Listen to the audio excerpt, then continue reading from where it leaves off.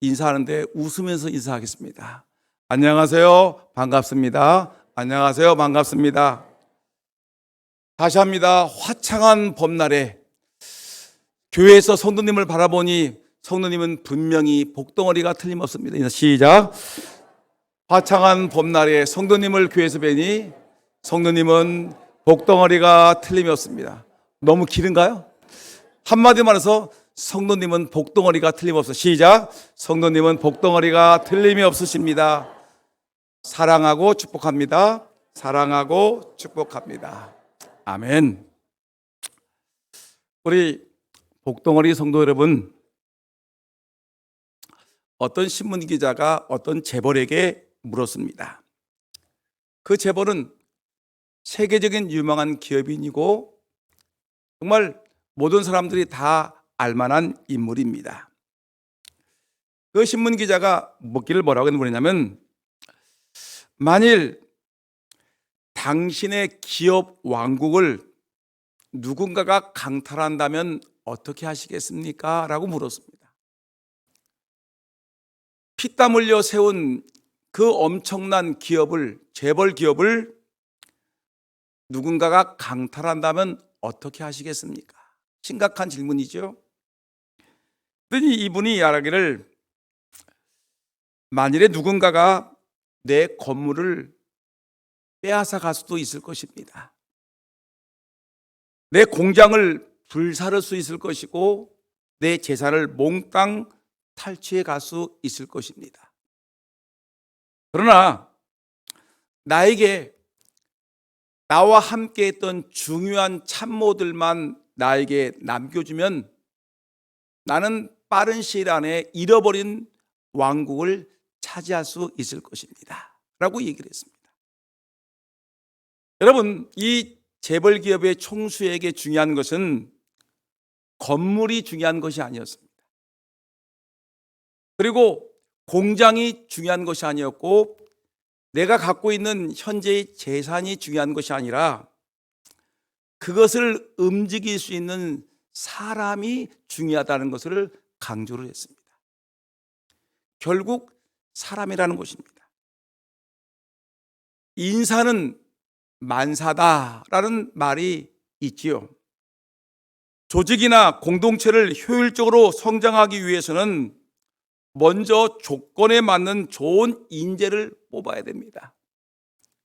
그리고 그 좋은 인재를 뽑은 다음에 그 인재가 자기의 재능을, 자기의 은사를 마음껏 활용할 수 있고 재능을 꽃피울 수 있고 열매를 맺을 수 있는 그 일터에 보내줘야 되는 것입니다. 이것을 적재적소에 배치한다고 얘기하는 것입니다. 여러분, 아무리 좋은 비전과 꿈이 있어도 그것을 수행할 수 있는 사람이 없으면 아무리 좋은 꿈도 시들어버리는 것이고 비전도 사그러지는 것입니다.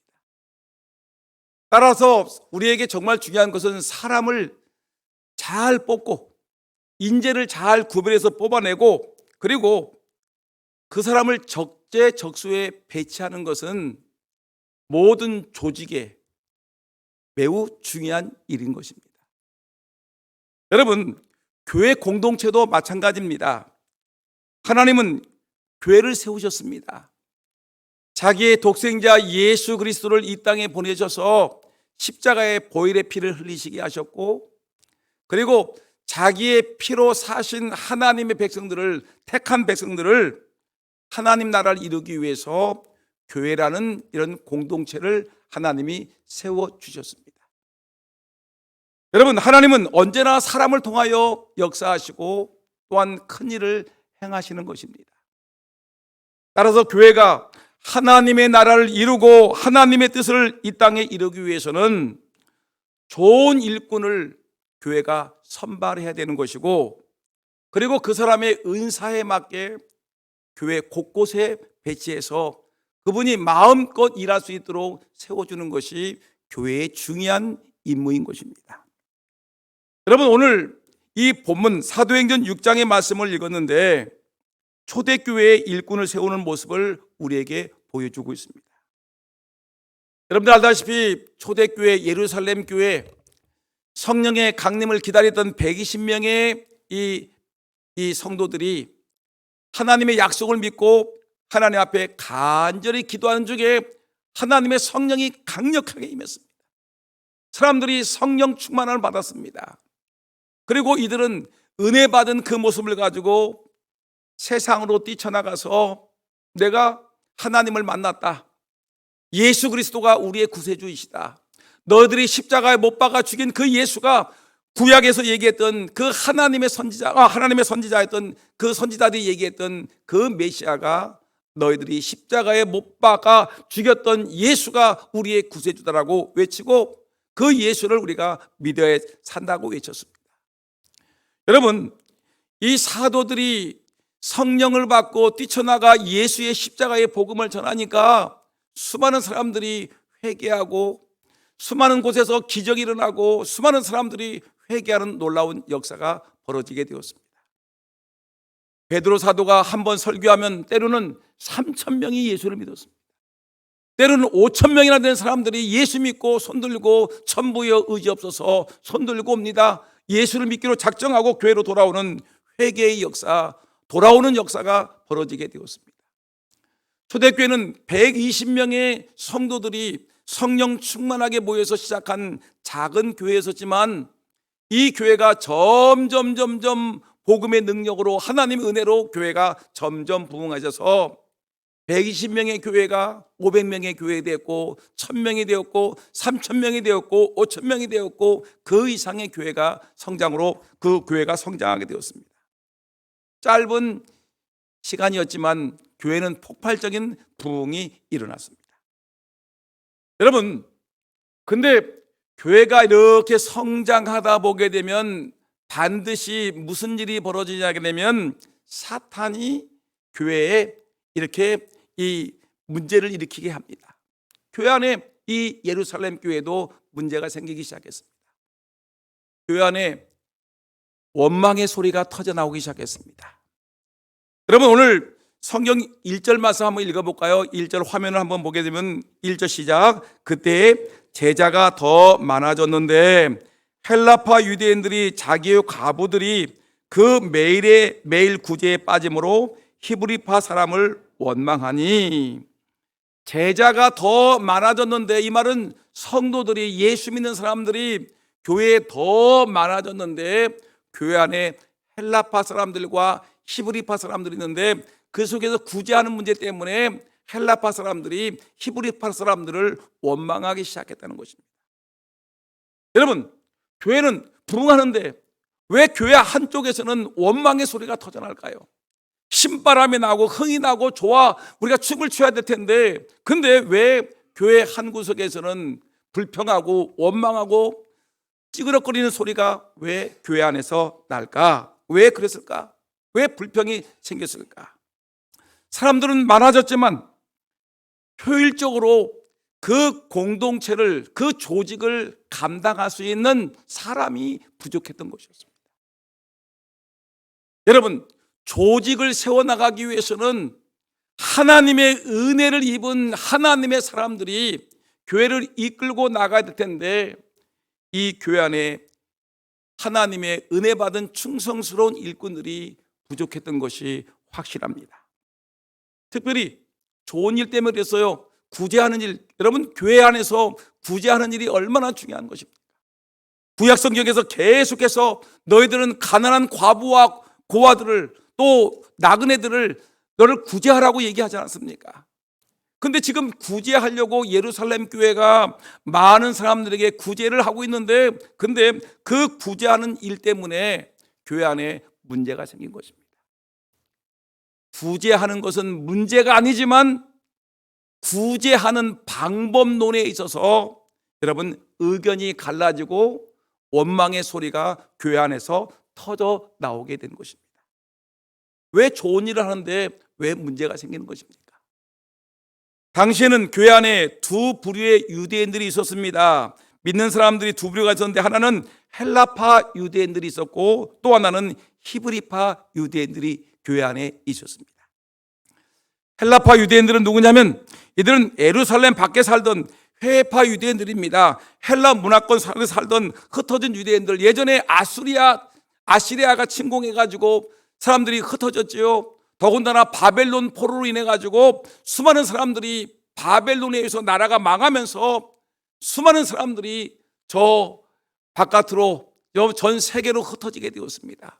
그런데 그 사람들이 감사하게도 하나님을 믿는 믿음을 잃지 아니하고 유대인 공동체를 이루며 회당을 이루면서 신앙을 지켜오다가 이제 이 예수님이 오셔서 이제 오는데 예수님을 이들이 예루살렘 고국에 와서 예수님을 만나게 된 사람들입니다.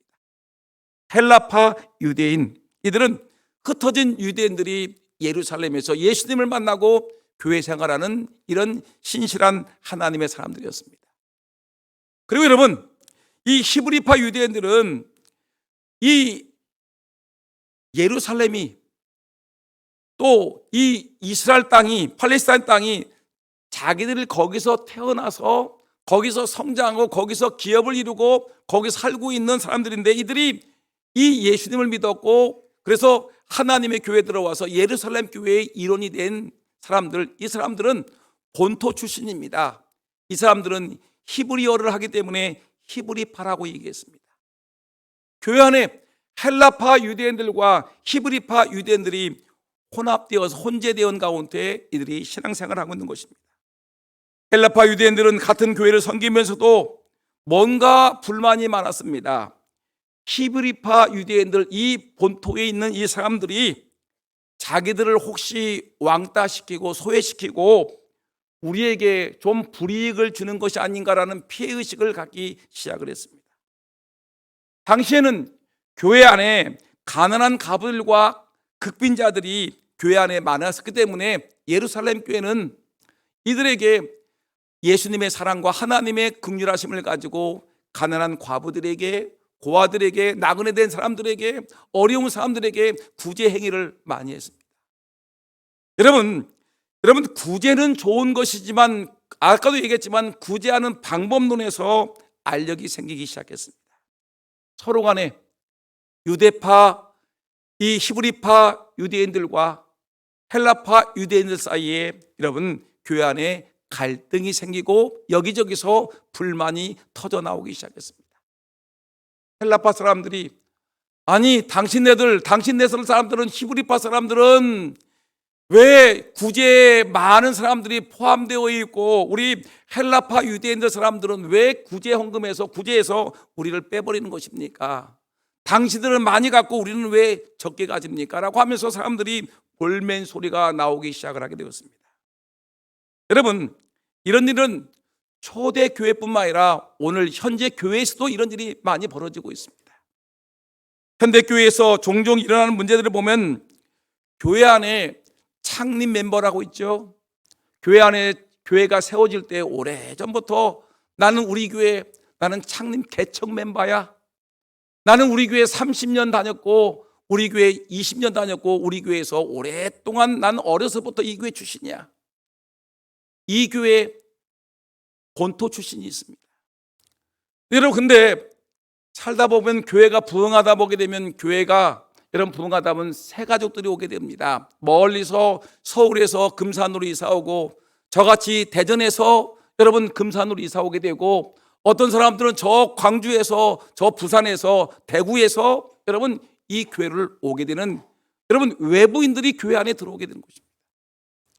여러분 그러면 본토 사람들과 오래 교회를 생각했던 본토 사람들과 새롭게 교회를 섬기는 새로운 사람들이 교회 안에 있는데 혼재되어 있는데 여러분 이 사람들과의 이 아름다운 이 조화가 있어야 될 텐데 잘못하게 되면 오래된 성도들과 새로운 성도들 간에 마찰이 생길 수가 있다는 것입니다. 여러분 교회 안에 창립교인들과 새로운 교인들 간에 보이지 않는 알력이 생길 수가 있을 수 있습니다. 이런 대립이 발생하면 교회는 더 이상 부흥할 수가 없고 어느 날 와르르 무너질 수가 있는 것입니다. 우리 금산장로교회는 이런 오류를 범하지 않기를 진심으로 소원합니다. 여러분, 젊은이들은 신앙의 선배를 존중할 수 있어야 되고, 신앙의 선배들은 후배들을 사랑과 격려로 이들을 이끌어줘야 되는 것입니다.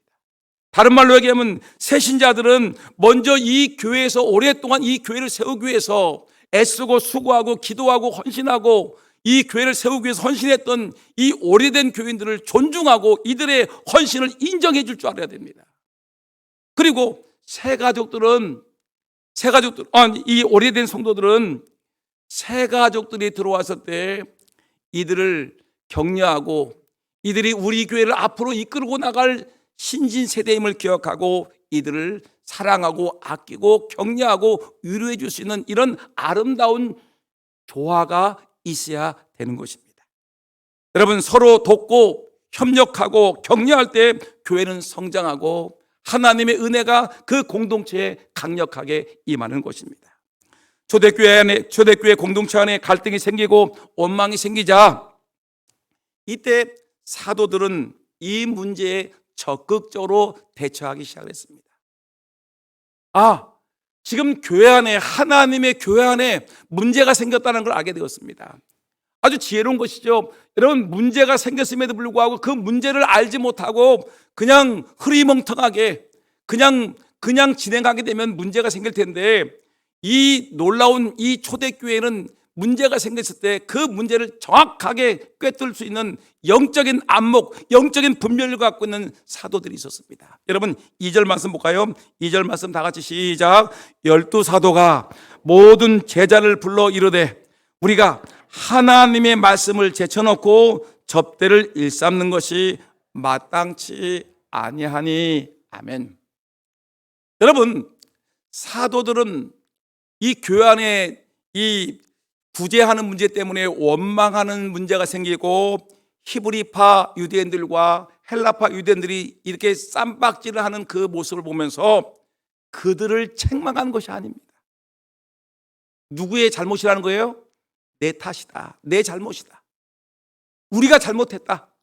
우리 사도인 지도자인 우리가 하나님의 말씀을 제쳐놓고 기도하는 일과 말씀을 선포하는 일에 열심을 해야 됨에도 불구하고 우리는 기도하는 일과 말씀을 연구하는 일에는 우리가 뒤로 밀어놓고 교회 눈에 보이는 이 구제하는 일, 교회 일의 행정적인 일에 대해서 우리가 너무 신경을 쓰다 보니까 결국은 기도가 부족하고 교회가 은혜가 부족하고 말씀이 부족하니 교회가 이런 불협화음이 일어나니 이것은 우리가 잘못했다. 여러분, 교회 안에 문제가 생기게 되면 다른 사람 탓하지 마세요. 다른 사람 원망하지 마세요. 손가락질하지 마시고요. 이 모든 문제가 생겼을 경우는 내가 기도하지 않았기 때문에 교회가 문제가 생겼고, 내가 말씀에 집중하지 못했기 때문에 내가 잘못했기 때문에 교회 안에 문제가 생겼다는 것을 여러분들은 정확하게 꿰뚫고 정확한 영적인 분별력과 안목을 갖고 여러분 교회 일을 감당하는 교회, 이 교회가 부흥하고 성장하는 것이고 미래가 있는 교회고 이런 사람이 진짜 좋은 하나님의 사람이라는 것입니다. 오늘 사도들은 자기들의 문제를 알았습니다. 구제를 잘못했던 그 사람들을 탓하는 것이 아니라 자기들이 잘못했다는 것입니다. 이 말은 뭐냐면 이 사도들이 본질을 정확하게 알아는 것입니다. 여러분, 본질이 중요한 것입니다. 본질을 잃어버리면 교회는 문제가 생기기 시작합니다. 사도들의 임무는 기도하고 말씀을 전하는 것인데 구제하는 일에 우선순위를 뺏기다 보니까 기도하는 것은 뒷전이고 말씀을 연구하는 것은 뒷전이고 당장 눈앞에 누구를 더 구제를 베풀어야 될까 이 문제에 정신을 쫓겨다 보니까 본질을 잃어버린 것입니다. 여러분, 신앙생활에 갈등이 있습니까? 여러분들의 삶 속에, 신앙생활 속에, 믿음 생활 속에 갈등이 생겼습니까? 그 이유가 무엇입니까?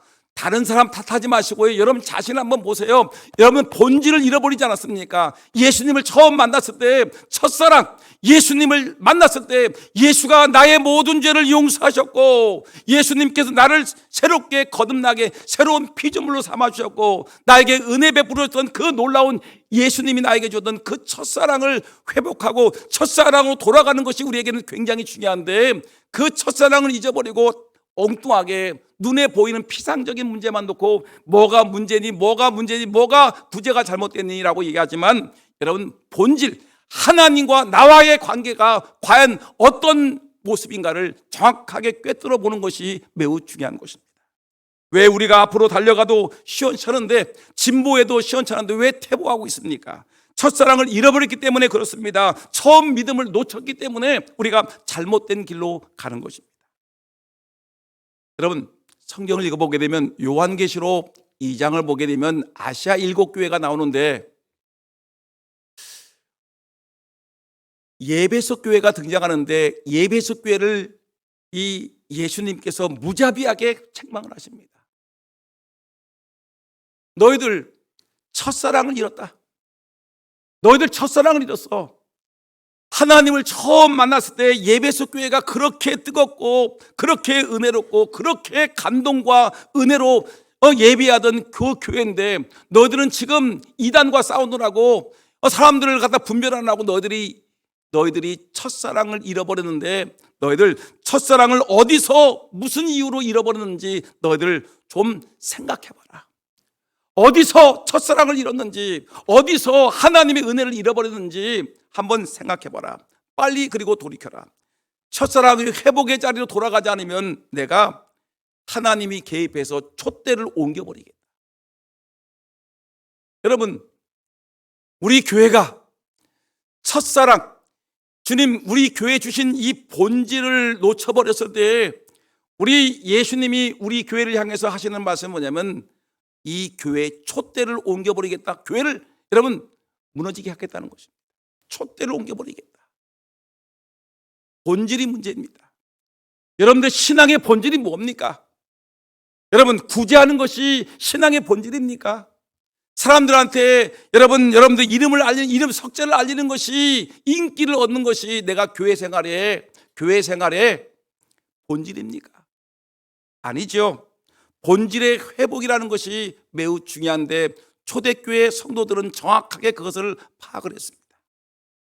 루터가 종교개혁을 했지요. 근데 종교개혁을 했을 때 그 캐치프레이가 뭐냐면 회복, 본질의 회복입니다. 뭐냐면 오직 믿음으로, 오직 성경으로, 오직 은혜로. 우리가 구원받은 것은 예수님을 믿는 믿음으로 가는 것이지, 헌금을 많이 했다고 내가 구원받은 것이 아니지, 믿음으로 구원받은 것이다. 우리가 하나님의 성경으로 내가 이렇게 살아가는 것이지, 교황청의 권력을 가지고, 교황청의 은혜를 가지고 내가 살아가는 것이 아니라 오직 성경으로 돌아가야 된다. 오직 하나님의 은혜다. 은혜 없이는 살아갈 수가 없다. 오직 믿음이요, 오직 성경이요, 오직 은혜만이 우리를 본질로 돌아가게 하는 원초적인 근본이라는 것을 이 루터와 종교개혁자들은 본질의 회복을 강조했던 것입니다. 여러분, 우리 금산장로교회가 이제 더 앞으로 더 크게 부흥하고 성장하는 교회, 이 금산을 이끌고 나는 영적 지도자의 교회가 될 텐데, 여러분 그러기 위해서는 우리 교회는 이 본질의 회복을 위해서 노력해야 됩니다. 우리 교회, 이 금산 땅에 40몇 년 전에 이 교회를 세워주신 하나님의 목적이 무엇입니까? 이 교회의 본질이 무엇입니까? 이곳에 금산 땅에 세워주신 것은 이 교회 인근에 많은 금산의 영혼들을 예수 그리스도의 복음을 전파해서 그들을 죽음의 나락에서, 영적인 죽음에서 이들을 구원하게 하는 것이 이 금산 장로교회가 세워진 근본 목적임을 기억하고, 여러분 힘써 기도하고 힘써 전도해서 많은 영혼들을 구원하는 이 구원의 방주의 본질의 회복을 위해서 기도하는 저와 여러분 모두가 되기를 주의 이름으로 축원합니다. 여러분, 이 본질의 회복이 매우 중요한데, 오늘 이 사도들은 정확하게 알았습니다. 우리가 잘못했다. 다른 사람이 잘못했다는 것이 아니에요. 내가 잘못했다. 내가 기도해야 되는데 기도하지 못했으니까 문제가 생겼고, 내가 말씀을 연구해야 되는데 말씀을 연구하지 못한 것이 나의 문제다. 사도의 본질은 기도하고 말씀 보는 것인데, 우리가 구제하는 일에 이리 쫓아다니고 저리 쫓아다니니까 문제가 생겼다. 그래, 이걸 방지하기 위해서는 교회의 일꾼을 세워야 되겠다. 교회 일꾼을 뭘 세워야 되겠다? 교회 일꾼을 세워야 되겠다. 여러분 3절 말씀 한번 읽어볼까요? 3절 다 같이 시작. 형제들아 너희 가운데서 성령과 지혜가 충만하여 칭찬받는 사람 7을 택하라. 우리가 이 일을 그들에게 맡기고. 사랑하는 성도 여러분, 사도들이 얘기합니다. 사랑하는 성도 여러분, 예루살렘 교회 여러분, 지금 교회 안에 헬라파 유대인들과 히브리파 유대인들이 구제하는 문제로 싸우는 걸 보니까 이것은 우리가 잘못한 겁니다. 우리가 기도하는 일과 성경을 연구하는 일을 우리가 놓쳐버리고 구제하는 일에 열심을 내다 보니까 이런 문제가 생겼는데 우리가 잘못했는데 이제는 이 일들을 교회 안에 충성스러운 일꾼들에게 맡겼으면 좋겠습니다. 일꾼을 뽑읍시다. 일꾼을 뽑읍시다. 정말 중요한 일꾼을 뽑읍시다라고 얘기하는 것입니다. 여러분, 일꾼을 세우는데 보니까 기준이 있어요. 사도들이, 기도하는 사람들이, 성경을 연구했던 사람들이 일꾼, 초대교회 일꾼을 뽑는데 그 기준이 있는데, 첫째, 학벌을 따지지 않았습니다. 어느 학교 출신인가? 대학교 출신이냐? 초등학교 출신이냐? 어느 대학 출신이냐? 이 학벌을 따지지 않았습니다. 두 번째, 재산의 유무가 많으냐 적으냐, 돈이 있고 많으냐를 따지지 않았습니다. 그리고 경력을 따지지 않았습니다. 이 사람이 사회에서 무엇을 했느냐, 이걸 따지지 아니하고, 여러분, 이분들이 오늘 보니까 하나님이 쓰시는 사람의 조건을 3가지를 얘기했습니다. 뭘까요? 가장 먼저 여러분 보니까 가장 하나님이 쓰시기를 원하는 사람은 첫째 뭐예요? 성령 충만한 사람을 하나님이 일꾼으로 세우시겠다. 따라합시다. 성령 충만한 일꾼. 여러분, 술 취한 일꾼이 아니에요. 세상에 취한 일꾼이 아니에요. 돈에 취해 사는 사람이 아니에요. 인기에 취해 사는 사람이 아니라 하나님의 성령에 취해서 살아가는 성령 충만한 사람을 하나님의 교회의 일꾼으로 삼으셔야 된다는 겁니다. 여러분, 성령 충만한 사람은 성령의 인도와 다스림을 받는 영적인 사람인 것입니다. 이거의 반대는 뭐냐면 내 주장대로, 교회는 내 생각대로 이끌고 나가야 되겠다. 내 뜻대로, 내 방법대로, 내 깊은 생각대로 교회를 이끌고 나가야 되겠다라고 생각하는 사람이 아니라 하나님의 성령의 인도함을 받아 성경에서 말씀하는 대로 성경의 뜻 가운데 성령의 다스림 속에서 주의 일을 감당하는 사람을, 성령 충만한 사람을 교회 일꾼으로 세워야 되겠다. 여러분, 그럼 구체적으로 성령 충만한 사람이 누구입니까? 저는 한마디로 말하면 예배 생활에 충실한 사람이 성령 충만한 사람이라고 자신 있게 얘기할 수 있습니다. 여러분, 하나님과 동행하며 예배를 통하여 주님을 만나는 기쁨과 감격이 있는 사람입니다. 예배를 사모합니다. 하나님께 드리는 예배를 사모합니다. 그래서 오래전부터 준비합니다. 그리고 기도하는 중에 대표 기도하는 자가 기도할 때마다 그 기도가 나의 기도입니다. 아멘, 아멘, 아멘 터지고, 찬송할 때 뜨거움으로 찬송하고, 말씀을 들을 때 오늘 하나님이 나에게 말씀을 통하여 가르치고 나를 다스리고 나에게 격려하고 용기를 주고 힘을 준다고 생각하고 그 말씀이 선포될 때마다 아멘, 아멘, 아멘. 성령 충만한 모습이죠. 정성을 다해서 하나님께 헌금을 하면서 성도들과 아름다운 교제를 나누면서 예배에 깊이 빠져있는 성도, 하나님을 어떻게 하든지 예배하고 경배하려고 하는 성도, 바로 이 사람이 성령 충만한 사람들의 본이라고 얘기할 수 있을 것입니다. 여기저기서 방언한다고, 여기저기서 병 고치러 다닌다고, 여기저기서 기적을 행한다고 하는 사람보다 먼저 철저하게 하나님의 말씀에 근거해서 여러분 예배 생활에 깊이 하고 기도 생활에 깊은 기도를 하고 성경을 묵상하며 하나님의 인도를 받는 이런 사람, 바로 이런 사람이 바로 성령 충만한 사람인 줄을 저는 분명히 믿습니다. 성령 충만하기 때문에 예배 생활을 소홀히 할 수 없어요. 여러분, 교회에서 일꾼을 뽑을 때 성령 충만한 사람을 뽑는데 성령 충만한 사람의 대표적인 모습이 예배 생활에 아주 본이 되는 사람인데, 예배 생활에 소홀한 자를 어떻게 교회 일꾼으로 삼을 수가 있겠습니까? 여러분, 우리가 정말 성령 충만한 하나님의 일꾼이 다 되기를 예수의 이름으로 축원합니다. 그 다음에 두 번째, 하나님 앞에 쓰임받는 사람들의 일꾼의 모습을 보니까, 오늘 성경 말씀 보니까 뭐라고 했죠? 하나님의 쓰시는 사람은 뭐가 충만하다? 지식이 충만한 사람입니까? 지혜가 충만한 사람입니까? 지식이 아니라 지혜가 충만한 사람이라는 것입니다. 여러분, 지식은 어디를 가면 얻을 수 있죠?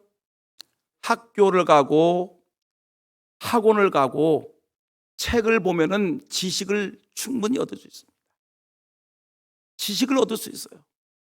근데 여러분, 아무리 공부를 많이 한 박사를 받은 사람일지라도 지혜가 부족한 사람이 얼마나 많은지 모릅니다.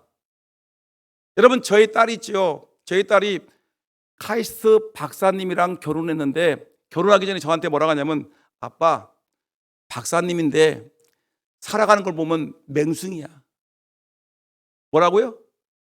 모른다는 거예요. 자기 전문 지식은 막 박사님인데 살아가는 삶의 모습을 보니까 뭐 돈 쓸 줄 알아, 옷 입을 줄 알아, 이런 것들 삶의 여러 가지 모습, 자기 전공 외에는 다른 것에는 뭐예요?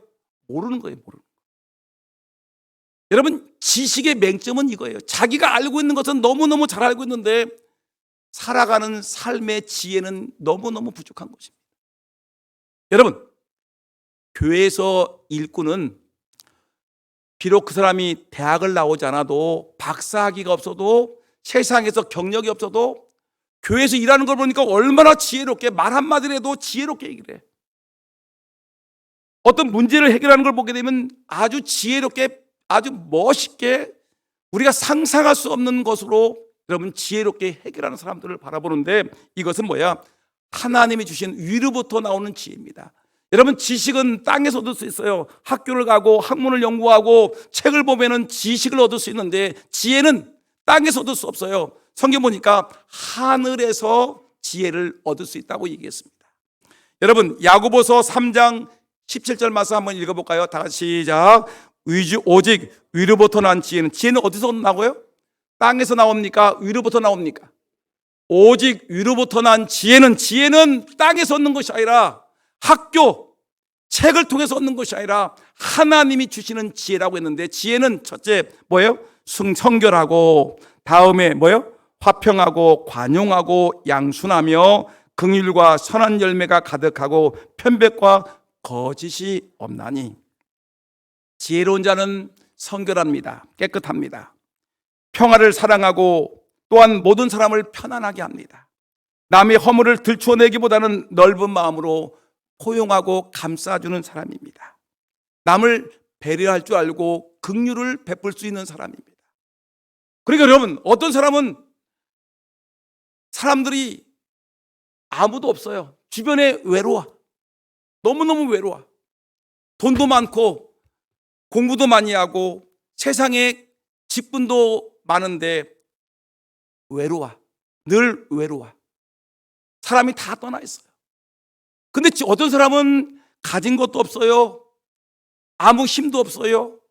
공부도 못했어요. 근데 어떤 사람을 보게 되면 주변에 사람들이 많이 몰려요. 왜 그렇습니까? 여러분, 지혜로운 사람은 사람의 마음을 편안하게 해줍니다. 사람을 포용합니다. 사람을 감싸줍니다. 여러분, 사람들에게 배려할 줄 압니다. 거짓과 여러분 악함이 없습니다. 그렇다 보니까 사람들이, 그 사람의 주변에 많은 사람들이 뭔지 모르게 주는 것은 없지만, 받는 것은 없지만, 근데 왠지 그 사람이 좋아져서 그 사람들과 함께 하기를 원합니다. 여러분, 이런 사람이 바로 위로부터 난 지혜를 갖고 있는 사람입니다. 여러분, 지혜로운 사람이 교회 일꾼이 되어야 되는 것입니다. 근데 내가 지혜가 부족하다. 현재 여러분 장로님인데 좀 문제가 있죠. 안수 집사님인데 좀 내가 아직 문제가 있죠. 권사인데 아직까지 교회 일꾼이라고 내세우기에 부끄럽죠. 그러면 여러분, 어떤 사람이 되냐면, 성경 야고보서 1장 5절 볼까요? 야고보 1장 5 시작. 너희 중에 누구든지 지혜가 부족하거든 모든 사람에게 후히 주시고 꾸짖지 아니하시는 하나님께 구하라. 그래야면 주시리라. 뭐라는 거예요? 내가 지혜가 부족하다라고 생각하게 되면 기도하라. 그러면 하나님이 주시겠다라고 얘기하십니다. 믿습니까?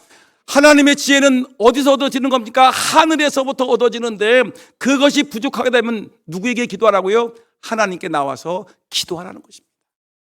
그 다음 성령 충만한 사람, 그 다음에 지혜가 충만한 사람을 뽑으라고 했는데 또 하나 어떤 사람이냐면 여러분 칭찬받는 사람을 교회에서 일꾼으로 뽑으라는 것입니다.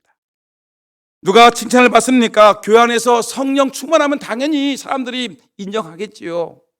여러분 지혜가 충만하면 사람들이 몰려들으니까 칭찬받는 사람이 되겠지요. 공부를 많이 한다고 돈이 많다고 권력을 갖고 있다고 여러분 경력이 화려하다고 여러분 사람들에게 칭찬받는 것이 절대 아닙니다. 성령 충만하고 그리고 지혜가 충만한 사람들은 주변에 사람들이 몰려들고 그 사람을 칭찬하게 되었습니다. 다른 사람들이 그 신앙의 인격을 귀중히 여기기 때문에 여러분들은 인기 있는 자가 되지 말고 칭찬받는 자가 되기를 주의 이름으로 축원합니다. 연기를 잘하면 인기를 얻을 수 있지만 오래가지 못합니다. 칭찬은 인격의 변화가 따라야 됩니다.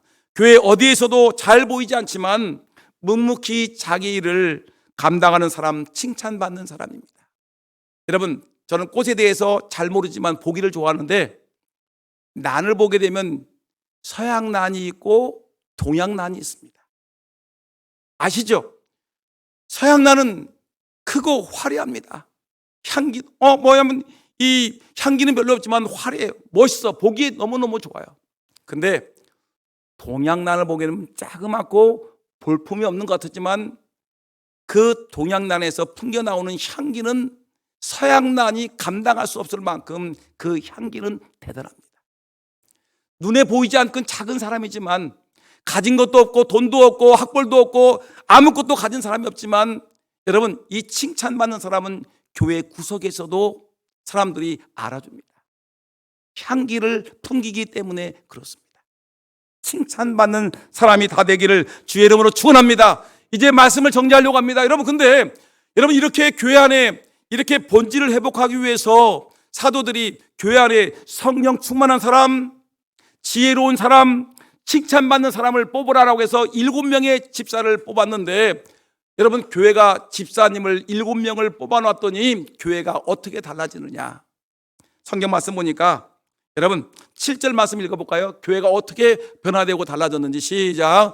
하나님 말씀이 점점 왕성하여 예루살렘에 있는 제자의 수가 더 심히 많아지고 허다한 제사장의 무리도 이 도에 복종하니라. 아멘. 첫째, 어떤 일이 벌어졌죠? 하나님 말씀이 점점 왕성해지는 거예요. 사도들이 그동안 기도하는 일과 말씀하는 일을 제쳐놓고 구제하는 일만 열심히 하다 보니까 기도가 부족하고 말씀이 부족하다 보니까 교회가 문제가 생기기 시작합니다. 그러니까 이제 제자들이 7명의 집사들이 뽑혀가지고 교회 일을 열심히 합니다. 장로는 장로의 일을, 권사는 권사의 일을, 집사는 집사의 일을 열심히 하다 보니까 어떤 일이 벌어지냐면 이 사도들은 기도하는 일에 열심을 하고 말씀을 보는 일에 열심을 하다 보니까 자연히 하나님 말씀이 점점 흥황해지더라. 말씀이 흥황해지면 이 말씀은 여러분 교회 안에 가득 차고 이 말씀이 흥황해지면 여러분 흘러넘치게 되는 것입니다. 하나님 말씀이 흘러넘치니까 생명의 말씀이 생명수의 같은 말씀이 흘러넘치니까 여러분 교회가 가득 차니까 교회가 은혜가 넘치고 죽어있는 생명들이 교회 주변에 있는 사람들이 생명수가 흘러넘치니까 말씀이 흥황하니까 죽어있는 사람들이 살게 됩니다. 그 말씀을 받은 사람들이 꽃을 피고 그리고 열매를 맺게 됩니다. 그리고 교회로 돌아오게 되니까 여러분 말씀이 흥황해지니까 교회가 사는 것입니다. 우리 교회 좋은 일꾼이 세워져서 여러분 목사님 마음껏 기도하는 일과 말씀 사역에 열심히 하시도록 여러분들이 힘을 다해 귀한 일꾼 뽑아주시기를 주의 이름으로 축원합니다. 두 번째, 말씀이 흥황하고 두 번째 뭐예요? 제자의 수가 성경 말씀입니까? 심히 크게 늘어났다라고 성경은 우리에게 말씀하고 있습니다. 여러분 자연히 말씀이 흥황하고 사도가 기도하고 말씀 보고 교회가 살아있는 역사가 있으니까 교회가 제자의 수가 성도들의 수가 날마다 많아지겠죠.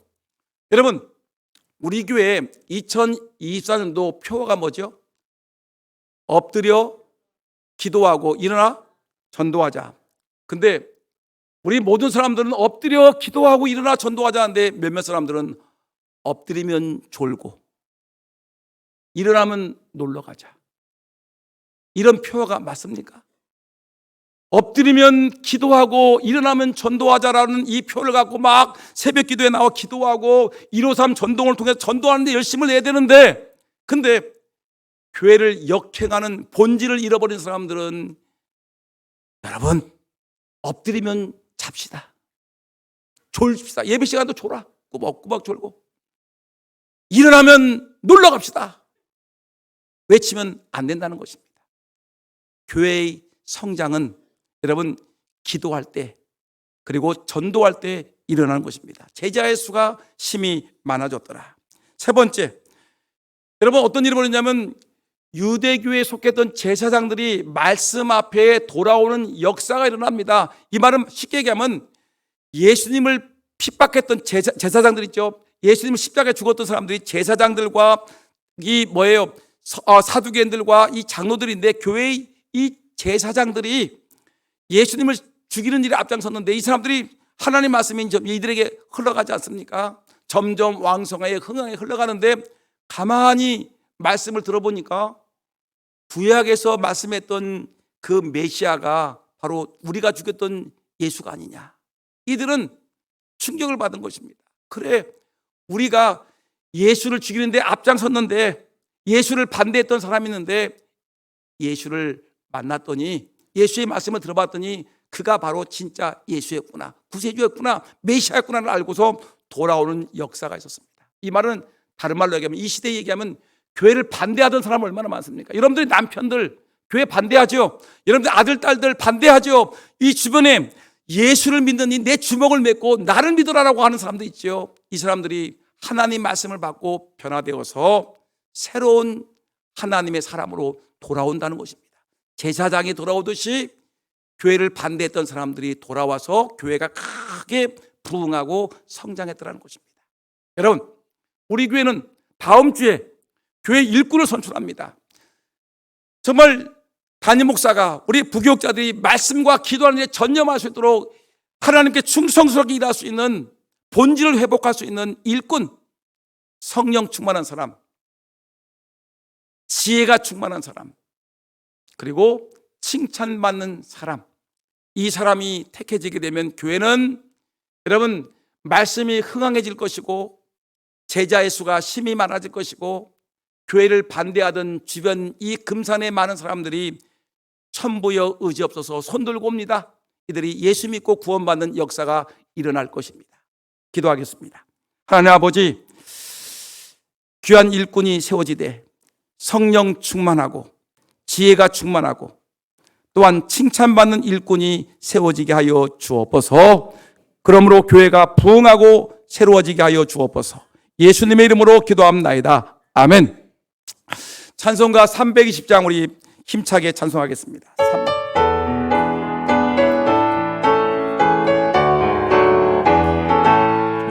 나의 죄를 정케 하사 주의 일꾼 삼으신 구세주의 밝은 사랑 항상 찬송합니다. 나를 일꾼 삼으신 주 크신 능력 쓰시고 언제든지 주 뜻대로 사용하여 주소서. 내게 부어주시려고 은혜 예비하신 주 주의 은혜 세워주사 능력 있게 하소서. 너를 일꾼 삼으신 주 크신 능력 주시고 언제든지 주 뜻대로 사용하여 주소서. 죄의 죄를 풀어주신 주의 능력 그도다. 나를 비로사신 예수 내 맘속에 오소서. 나를 일꾼 삼으신 주 크신 능력 주시고 언제든지 주 뜻대로 사용하여 주소서. 주여 내게 성령으로 충만하게 채우사 생명수가 강물처럼 흐르게 하옵소서. 나를 이끈 삼으신 주 크신 능력 주시고 언제든지 전 뜻대로 사용하여 주소서. 아멘. 하나님께 정성을 다해서 향기로운 예물 드렸습니다. 11주 예물, 감사헌금, 또한 선교 예물, 삼각교회라는 목적헌금, 또 지붕 수리를 위한 예물들, 꽃꽂이헌금 하나님께 드렸는데 감사헌금 드리신 분이 있습니다. 최은숙 권사님 한 주간 삶을 감사하고, 육중준 목사님, 양병숙 집사님 범사에 감사, 임명숙 권사님 주님의 감사, 이순혜 집사님 범사에 감사, 우리 한빛송이 감사, 홍춘 목사, 박윤원 사모, 강단을 축복하사 생명수가 강물처럼 흘러넘치게 하시고 예배 중에 치유와 회복의 은혜가 있게 하소서. 이태평 우리 성도님, 또한 일천번제 주영희 권사님, 신영숙 권사님 일천번제, 박하노린을 위해서 주님의 모든 은혜에 감사하며 김경희 전사님, 박근희 황경숙 집사님 범사에 감사합니다. 민금현 권사님, 날마다 숨쉬는 순간마다 주님 인도하여 주심을 감사합니다. 백홍길 집사, 김정희 권사, 김현희 집사님, 박재하 성도님, 또 라기순 성도님, 사랑하는 최낙범 아들 생일을 감사하며 사랑하는 주님을 만남으로 마음으로 믿고 입으로 시인하게 구원에 이르게 하옵소서. 정소영 권사님, 최주태임 권사님 범사에 감사, 열매만 맺고 살게 하옵소서. 홍재용 권사님 집사님, 또 전혜경 우리 성도님, 또 유연희 집사님 예배당 지붕 공사를 위해서 100만 원 헌금을 했습니다. 전영주 장로님 건강 회복을 위해서 기도합니다. 기도하겠습니다. 하나님 아버지 감사합니다. 사랑하는 주의 백성들이 주님께 정성을 다해 예물 드렸습니다. 11조 예물 드렸고, 또 감사 예물 드렸고, 또한 삼각교회를 위한 목적헌금 드렸으며, 또한 예배당 지붕 공사를 위해서 목적헌금 드린 손길도 있고, 여러분 하나님께 많은 예물 드렸사오니 이 모든 예물 받으시고 주님 축복하시고 삶은 풍성해지고 물질로 어려움당하지 않도록 물질의 복을 주시고 늘 자손들이 잘 되고 복이 있게 하여 주옵소서. 예수님의 이름으로 기도합나이다. 아멘. 우리 옆 사람하고 좀 인사합시다. 참 잘 오셨습니다. 은혜 받았으면 인사하세요. 참 잘 오셨습니다. 은혜 받읍시다. 다시 한번 합니다. 좋은 일꾼이 됩시다. 시작. 좋은 일꾼이 됩시다. 아멘. 교회 소식은 제가 시간 관계상 빨리 하겠습니다. 교회 일꾼 선정을 위한 다음 주에 공동위회로 모이도록 하겠습니다. 4월 21일 오후 예배입니다. 오후 예배 후에 공동위회로 모여서 장로님 2분과 안수 집사님, 장립 집사라고 하는데 4분, 권사님 5분을 선출하는 공동위회가 있겠습니다. 그리고 우리 교회 장로, 장립 집사, 또한 권사 후보자의 공동 자격을 여러분들에게 말씀드립니다. 첫째, 본교에 등록한 지 3년 이상 된 분이어야 됩니다. 입교자, 21년 4월 20일 이전에 등록한 분이 일꾼의 자격이 되겠고요. 최근 3년간 예배 출석 성적이 양호한 자야 됩니다. 출석이 1년 동안 열심히 했다가 예전에 보니까 2년, 3년 동안은 엉터리 했던 사람들은 문제가 있겠죠. 최근 3년간 11조 또한 헌금들이 가장 기본적인 헌신의 모습들이 있는 사람들, 최근 1년 이것이 아니라 2, 3년 동안 3년 동안 열심을 내신 분들, 꾸준하게 신앙생활 잘하신 분을 얘기합니다. 그 다음에 봉사활동, 새벽기도회 봉사활동을 하든지 아니면 새벽기도에 열심을 내든지 이런 분들을 우리 교회에서 장로님들 당회가 모여서 우선 선정된 자를 택하고 배수 공천해서 다음 주에 3분의 2 득표한 분에게 우리가 일꾼의 자격을 우선 세우겠습니다. 여러분들이 잊지 않고 한 사람도 시험 들지 않고 한 사람도 또 이 문제 때문에 마음 상한 일 없도록 여러분들이 기도로 철저히 준비해 주시고요. 이번 한 주일 동안은 집중적으로 우리가 일꾼을 세우는 문제를 놓고 우리가 기도하도록 하겠습니다. 오늘 오후 예배 디모데 남전도회 헌신 예배 드리겠고요. 제144회 대전도회 정기회가 내일부터 모레까지 논산 중앙장로교회에서 있겠습니다. 예배당 2차 지붕공사가 내일부터 진행됩니다. 어사모 순회 헌신 예배입니다. 지난주에 우리 금요일 날 우리 교회에서 어린이를 사랑하는 모임이 있었는데 순회 예배 가서 우리 교회 많은 분들이 참석해서 감사하고요.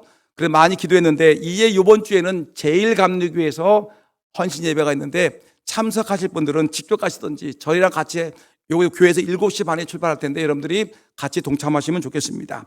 그다음에 우리 교회 소식입니다. 우리 이태병 성도님께서 지난번에 우리가 종려주일 때 세례 받았죠. 그래서 아드님 가정인 장로님 가정인데 우리 아버님 세례 받았다고 너무너무 좋아서 오늘 여러분들에게 점심시간에 떡을 쏩니다. 여러분들이 즐거운 시간 가지시기 바라겠고요. 오늘 환우를 위해서 우리가 기도할 것은 우리 박태서 집사님이 지금 간이 좋지 않습니다. 입원 중에 있고 시술하고 있습니다. 이순애 집사님 허리 디스크로 치료 중에 있습니다. 김경화 집사님 교통사고로 금산 정형외과 있고요. 박찬면 선호님 을지대학병원에 있습니다. 김별소론이 소아당뇨로 있고요. 김대선 목사님 또 우리 박시범 집사님이 연약한 중에 있고 김현희 집사님 암투병 중에 있지만 믿음으로 살려고 몸부림칩니다. 간증의 주인공이 될 수 있도록 여러분 기도해 주시기 바라겠고요. 또 그의 여러 환자들이 있는데 여러분들 많이 기도해 주시면 감사하겠습니다. 이상입니다. 다 같이 기립하셔서 주님 다시 오실 때까지 우리 힘차게 찬양하시고 축도로 예배 마치겠습니다.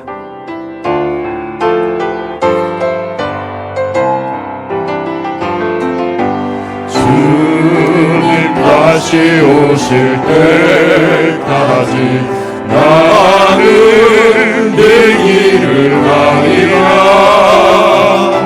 좁은 문 좁은 길 나의 십자가 지고 나의 가는 이 길 끝에서 나는 주님을 보리라. 영광의 내 주님 나를 맞아주시. 주님 다시 오실 때까지 나는 일어나 달려가리라. 주의 영광 온 땅 덮을 때 나는 일어나 노래하리. 내 사모하는 주님 온 세상 구주시라. 내 사모하는 주님 영광의 왕이시라. 우리 다 같이 두 손 들고 찬양합니다. 주님 다시 오실 때까지 나는 일어나 달려가리라. 주의 영광 온 땅 덮을 때 나는 일어나 노래하리. 내 사모하는 주님 온 세상 구주시라. 내 사모하는 주님 영광의